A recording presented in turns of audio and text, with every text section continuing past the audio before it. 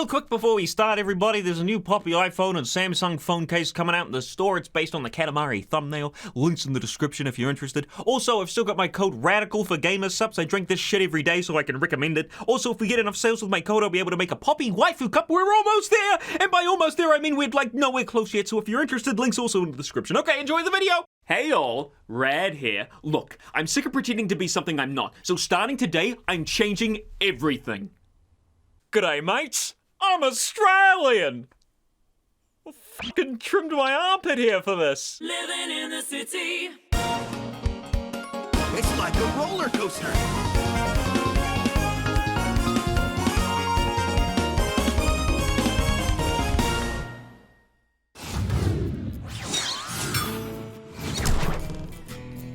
So why Tai 2, you might be asking? Why not Tai 1? Shut up. I played a lot of sequels as a kid. Sly 2, Ratchet & Clank 3, Final Fantasy X-2, Jak 2. I just kind of happened to be nearby. I mean, I can't take 3 steps around here without running into some sort of sequel. It's actually ridiculous how often this happens to me. We got Super Mario Maker 2, don't have the original, never played it. Dead Rising 2, don't have the original, never played it. Xenoblade Chronicles 2, don't have the original, never played it. Portal 2, don't have the original, never played it. Super Mario Galaxy 2, don't have the original, never played it. What's my deal? Time, mate. You took your time. The little country town of Currawong is under... Oh, God, I thought I was going to go real Australian for a second there. Who am I? And why can't I remember anything? Tai 2 is a platformer set in Australia. You know Australia. It's got the memes like, oh man, why is my game upside down? Oh, it takes place in Australia.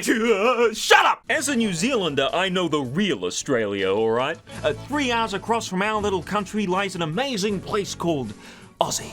And despite being so close together, they're pretty dang different. We have our lush green mountains and beautiful lakes. They have bushfires.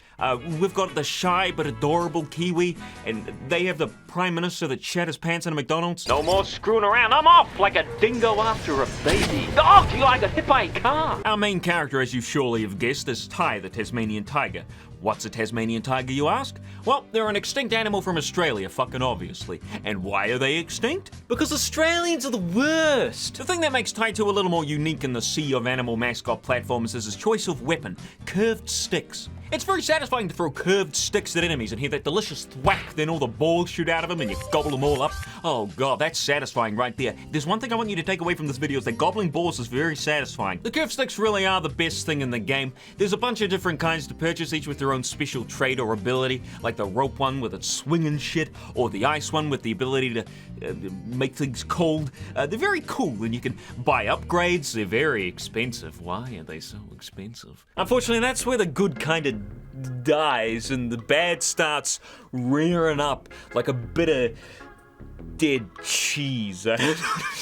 Yes, it's fun swapping out your curved sticks to accomplish different tasks, but the mechanic the way it is just too shallow to feel satisfying. Like, oh, here's a metal crate, pause the game, get the smashy stick. Oh, look, a hot rock, pause the game, get the ice stick. The way it's set up doesn't make me feel like I've accomplished anything, rather I just happen to have the right stick for the very specific job it's needed for. Kind of like an HM in Pokemon. Want to smash a rock? Use Rock Smash. There's no creative solution here, it's just you either have the stick or you don't. I think the game as a whole is just kind of flawed. It was immediately apparent from the first introductory level. It starts off fine, as I said, throwing sticks, gobbling balls, but just as you're getting used to that, they shove you into a mech suit, which is fine, it's fine, but all it does is punch, so you're just spamming the square button while moving forward, and then it barely takes 2 minutes into that, and you're thrust into a fucking turret segment, which takes so long I could have done my taxes instead! You don't even use the turret again until like the last hour of the game, and it's incredibly easy, unlike the first time. Why was this even programmed in? And this kind of shit just ain't in the introduction. This kind of fucking back and forth shitty segments nobody wants are all over the damn place. They trick you see. There's a hub world with a town where you can run around to do stuff. Hello, Toy. Fuck off. Even a couple of the missions are sprinkled in here, albeit nothing special. Boramaji sewer workers have been complaining about crocs in the sewers. Would you take care of it for me, mate? Oh yeah, that's what you want sorting out your croc problem, a dog with 2 sticks. But the real missions and levels are outside the town, where you gotta drive around in shitty bang bang to find a place where you instant transmission out the truck only to find out it's another fucking helicopter mission. I'm getting ahead of myself here. There are a few different kinds of missions in Thai 2. The aforementioned on-foot levels, which are decently made with a fair amount to collect and discover. The main collectibles being the squish jelly donuts, which you can exchange for some sort of radar bullshit. I didn't bother with this really. The gears, which unlock different skins for Ty, and the shark wagon. It's nice that they're here at least. I gave Ty some blue shorts. That's pretty neat. You've got some I don't know, fucking Ty's 6 billion passports he's dropped all over the place, which unlock concept art and also update your Steam achievement every time you collect them, which, boy, that's not annoying. The levels themselves have some branching paths and secret areas and stuff. They're decent fun to explore. Ty's not a horrible character Ty's not a horrible character to control by any means. His jump's a little weird, but you get used to it. He can swim real fast. He can glide. He glides. I repeat, he can glide. Haha, funny RadicalSoda reference. He can bite, which doesn't immediately become useless like your punches in Jak 2, because it actually does decent damage, even if it sometimes bugs out of it. You gotta spam that shit until he eventually gets his lunch. And this bit doesn't really have anything to do with Ty's controls, but you can zoom the camera out, which is semi-permanent, so you're not stuck with the camera wedged between Ty's ass cheeks like in Kingdom Hearts 1. Anyway, this is where the game is at its best. Just kinda running around, throwing sticks at shit. It's nice. And then it'll swap, and it'll be like at its worst.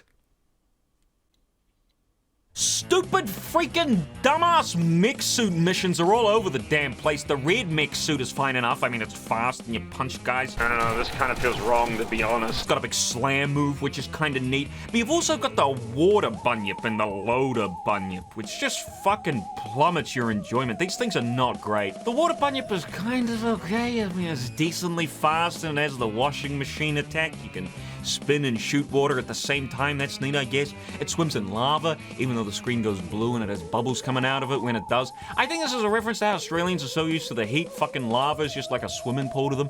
But the levels when you're using it, just...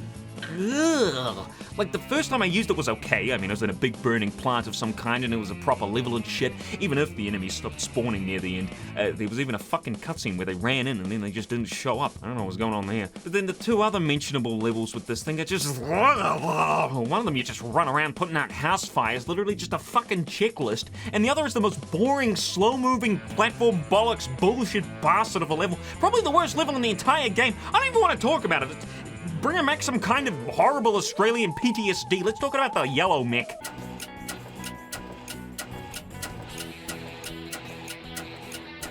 Fucking kill me! Not to mention you gotta buy the licenses for these things. I don't wanna waste my balls on this goddamn travesty. I wanna buy the rope stick which spins enemies around. Look at him go! But it's not just mech levels that mix things up. You got a few more styles of missions splattered all over the place, like diarrhea and a Denny's. For example, you've got the kart racing missions. Not essential to progress the story, but they give you a decent amount of balls. They control pretty well and the shortcuts are fun to take. Not too bad, actually. Wow, fucking 0-0-0-0. To practice a little bit more to make the leaderboards, I guess. I found myself actually looking forward to these. Not all the tracks are super well designed and the NPCs rubber band like nobody's business, but it was a decent distraction. Nice guys don't finish yeah, sure, keep telling that. Fucking neckbeards. Then you have the helicopter bits. Does this look fun? You know what? It doesn't matter if it's fun to you, because these things have offended me beyond belief. How could you? How fucking could you? How dare you make the only New Zealand representation in this game, the pilot Kiwi bird, fucking British? I've got the helicopter all fueled up and ready to go. What's wrong with you, Chrome Studios? You disgust me. You make me sick. Most of the segments with this abomination don't even make sense. There's a couple where you have to fit parts of a road into the right places like a puzzle, but you don't even have to figure out where to put the parts. They just show you with the icon of a little house. So what's the point? You gotta do a mission later with the same fucking houses from before caught fire again, because I guess the citizens of Australia love a good gender reveal party, and sometimes the Dunkin' bucket just doesn't fill up with water because, I don't know, its parents don't love it or something. It feels like most of these alternative segments were just here to pad out the game time. Driving to a mission, the helicopter bits, the slow-ass mix, the slow-moving platforms. Fucking hell, take the slow-moving platforms out of the game and you got yourself a 20-minute completion time here. The developers have a fucking fetish for slow-moving platforms. But nothing feels like a bigger waste of time than the last couple of missions, which just reek of a rush development.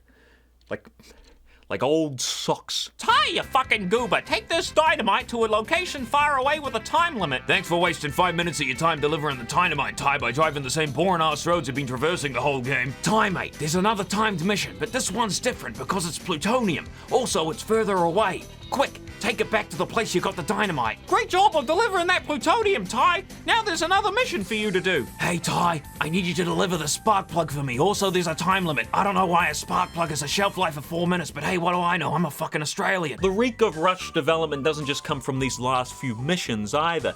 The story, when you think about it, it doesn't really make much sense either. So, cast the fucking cassowary, which are bloody nightmare birds, by the way. You see a cassowary coming at you, just fucking lie down and accept your fate. Escapes from jail with the help of his henchwoman, Fluffy. At last, I'm free! Not if I can help it. As usual, Ty, your pathetic friends have gotten in your way. Toodles, Ty. Ty, what happened? Cass got away. You did the best you could, Possum. I could have done better. Next time, I'll fucking do something instead of just standing there. Fluffy goes all around the outback grabbing sciencey shit throughout the story for Cass so his old scientist guy can make a machine which sucks the warm blood out of the townsfolk, putting it in the lizardy henchman dudes, making them big, bulky Jim Broguanas, which sounds fine until you realize in the story he can't and doesn't do any of this until the last mission, because that's when he kidnaps the whole town off camera. Might as well have fucking text boxed that shit. But the Broguanas appear in the first level, and in other levels on top of that. I can't enjoy a children's game with a massive gaping plot hole like this. Who do they think I am? An Australian? Bosses also feel kind of rushed, to be honest. The first one's kind of neat, a souped up dinosaur which changes its weak point over the fight, but the second boss is just a waiting game, taking far too long to be able to hit it. God help you if you actually die during this fight. The third boss is Fluffy again from the intro level, but this time she just heals until you use the turret to take out the robots around the arena. Again, just feels like padding time. And the final boss is just kind of a joke. He's got multiple phases, but not very good. You don't even play as Ty on foot, you're in a fucking shadow bunyip, which is just the red mech but with a laser. Help! I can't move! Help! Chaz's mouth doesn't even move in the final cutscene. They must have been fucking shipping this shit out the door when they were animating the final cutscenes. Also, I don't know what happened to Fluffy. She just kind of disappeared after her boss fight. She flies at one point. I don't know what that was about. I want to like Ty too, but the bits that I do like are surrounded by slow-moving platforms and the most offensive thing to New Zealanders I've ever seen. It's not a terribly made game by any means, but if you took out all the parts that was wasting your time, you'd end up with a much shorter game, which I probably would have enjoyed playing a lot more. Collecting balls to buy new sticks or upgrade them is satisfying. The levels have neat little details in them, like the half tire swings I remember from my childhood. The game looks nice enough, but there's just so much shit there to pad out the time. One mission has you trying to find an imposter in the town, and the way you have to go about it is look at each town member individually with the infrarang until you find them, which was fine. It was okay. The town isn't huge or anything, but immediately afterwards you unlock another mission where you learn there's a bunch more of them, and they're just everywhere. No clues, just go fucking find them. The only mission I didn't complete in the game, I did every single other mission, but there was no way I was doing that shit. I guess a lot of people played this game as a kid because the Steam reviews are overwhelmingly positive. I mean, that's great. I mean, I'd like to see this developer work on an actual Ty 4, which focuses on the best parts of this game, but overwhelmingly positive? Really? I guess it really does show that nostalgia can blind you. Well, either that or I'm a big fucking idiot. Not as big as the idiot who made the Kiwi British. I'm actually gonna buff! But hey, to each their own. And that, everybody, was time.